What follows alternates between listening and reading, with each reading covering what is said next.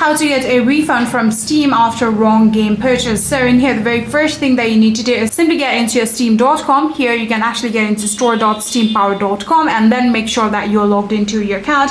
And then from here, what you're going to do is simply tap on the menu bar on the top left corner. And then from here, if you simply tap on support, here you'll actually be able to like select the option.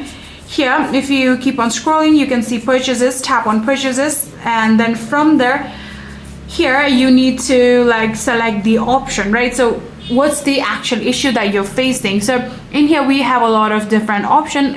You can select the option I have charges from Steam that I didn't make, and then from there you will actually be able to get all of the on-screen prompts. So what you're going to do is simply select your actual reasoning, and then after doing that you will actually be able to select the purchase option that has been played less than 2 hours or within 14 days. So if you have played for more than 2 hours or within like it has been more than 14 days, then you won't be able to like get that refund. But if it has been less than 15 days, I'm pretty sure you'll be able to get that option at like a refund. You can select that and then you can request a refund, and then from there I'm pretty sure you'll be able to get your refund from your Steam after a wrong game purchase. So yeah, that is it.